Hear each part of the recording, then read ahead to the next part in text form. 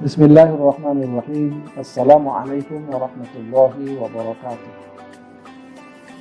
Alhamdulillahirabbil alamin wal 'aqibatu lil muttaqin wa la 'udwana illa 'alal zalimin. Asyhadu an la ilaha illallah wahdahu la syarika lah wa asyhadu anna Muhammadan 'abduhu wa rasuluhu la nabiyya ba'dahu. Allahumma shalli wa sallim wa barik ala hadzal nabiyil karim wa ala alihi wa sahbihi ajma'in amma ba'd. Para pemirsa, audiens dimanapun berada, para akademisi, semoga Allah selalu membimbing kita di jalannya, sehingga kita selalu merasakan kehadirannya dalam setiap detik kehidupan kita. Sebagai dosen akhlak tasawuf UIN Sumatera Utara, saya ingin membincangkan tentang korelasi antara tasawuf dengan karakter alumni UIN Sumatera Utara yang diharapkan hadir setelah mereka mendapatkan hal-hal yang berkaitan dengan wahdatul ulum, yang menjadi sesuatu yang kuat yang dihadirkan di UIN Sumatera Utara. Dari 9 karakter alumni, kita hanya bicara tentang 3 hal saja. Yang pertama, karakter berwatak profetik. Yang kedua, berakhlak mulia. Lalu yang ketiga, berpenampilan happy dalam kehidupan. 3 hal ini kita bicarakan secara singkat saja. Bagaimana keterkaitannya dengan tasawuf? Saya percaya bahwa orang-orang yang menjadi alumni UIN Sumatera Utara, ketika dia memahami bagaimana keilmuan wahdatul ulum itu di dalam diri, dia memiliki karakter. Yang pertama, watak profetik, watak kenabian. Kita tahu bahwa Nabi, tentu saja Rasulullah SAW, adalah orang yang menjadi uswatun hasanah, menjadi teladan dalam kehidupan. Karena itu mereka yang menjadi alumni UIN Sumatera Utara diharapkan mereka adalah orang yang bisa memberikan teladan di tengah-tengah masyarakat. Mereka tidak mengekor, membuntuti hal-hal yang buruk, tapi mereka di depan mencontohkan hal-hal yang positif. Dan ketika itu mereka lakukan di tengah-tengah masyarakat, itu artinya mereka memiliki watak profetik itu dalam diri mereka. Rasulullah itu adalah orang yang hidup dalam kebersihan, kejernihan nurani. Maka mereka yang memiliki watak profetik diharapkan punya kejernihan nurani, sehingga pikirannya bersih, kata-katanya bersih, ucapan dan tingkah lakunya itu akan memberikan pengaruh secara positif kepada orang di tengah-tengah masyarakat. Yang kedua, karakter alumni yang diharapkan dari wahdatul ulum adalah mereka yang memiliki akhlak, dan ini menjadi bagian penting dalam tasawuf. Akhlak itu adalah sesuatu yang inherent dalam diri setiap orang. Dia bukan perilaku dan sikap yang dibuat-buat. Tidak. Dia merupakan sesuatu yang melekat. Sehingga ketika akhlak mulia melekat dalam diri, dia akan tampil dan muncul kapanpun dan dimana. Akhlak mulia ini diperlukan saat ini. Ketika orang tidak lagi berkata benar, tidak lagi berkata jujur, alumni UIN diharapkan mereka lah yang mengatakan kebenaran, mereka lah yang tampil dengan pembicaraan yang jujur di tengah-tengah masyarakat. Mereka berani mengatakan sesuatu ketika orang lain tidak berani mengatakannya. Ini maknanya bahwa akhlak itu melekat dalam diri.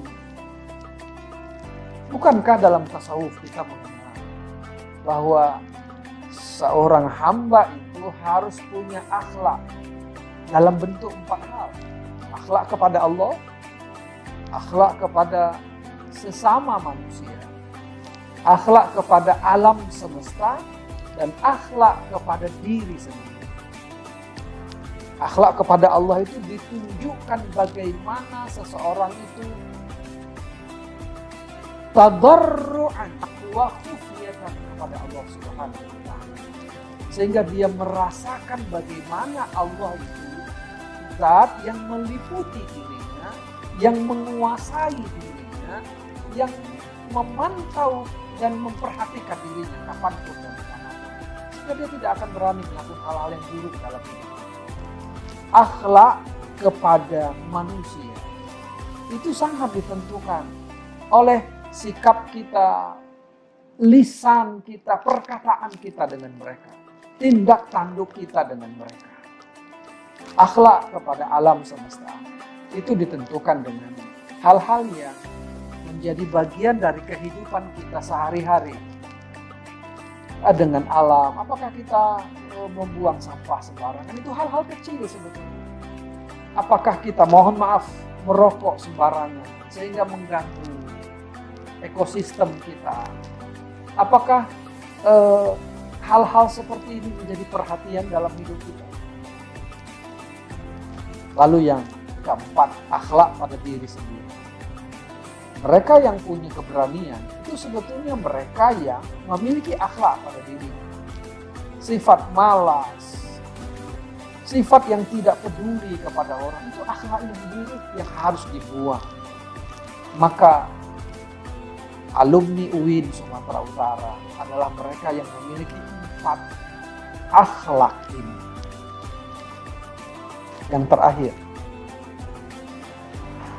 alumni itu diharapkan memiliki penampilan bahagia. Kita mungkin agak terkejut ketika mendengar apa mungkin alumni itu hadir dalam keadaan bahagia kapanpun dan dimana. Begini, dalam tasawuf kebahagiaan itu ditentukan oleh qalbu seseorang. Ketika qalbunya tersambung kepada Allah, sumber kebahagiaan. Allahumma antas salam wa minkas salam. Ini menunjukkan bahwa Allah itu adalah pusat sumber kebahagiaan, keselamatan, kesejahteraan. Dan ketika qalbu kita tersambung kepada Allah, maka kita akan merasakan kebahagiaan. Kalau kebahagiaan itu terasa dalam diri kita, maka kita akan mudah berbagi kebahagiaan. Itu artinya aura positif kita akan dilihat, akan dirasakan oleh orang lain. Sehingga dimanapun kita, kapanpun kita akan memberikan, menyebarluaskan aura positif, aura kebahagiaan kepada orang lain. Pastikan bahwa kebahagiaan kita itu bukan sekedar kebahagiaan materi, bukan. Kebahagiaan kita pada hal-hal yang bersifat imateri. Orang yang berbahagia dengan ilmu yang Allah berikan, itu menunjukkan bahwa dia bahagia. Orang yang bahagia dengan amal yang Allah titipkan, yang dia lakukan untuk mendekat kepada Allah, itu karakter yang positif. Pertanyaan sederhananya begini. Apakah karakter yang kita sebut ini akan menetap dalam diri dari alumni-alumni kita? Maka ini tergantung kepada bagaimana kita memberikan pencerahan kepada kita. Insya Allah, siapapun kita, baik dosen maupun pimpinan, pejabat di UIN Sumatera Utara, ketika kita menampilkan akhlak mulia, insya Allah mahasiswa kita juga akan menunjukkan hal yang sama di tengah-tengah masyarakat. Saya kira itu dulu pembicaraan kita. Mohon maaf, UIN kita. Billahi taufiq wal hidayah. Wassalamualaikum warahmatullahi wabarakatuh.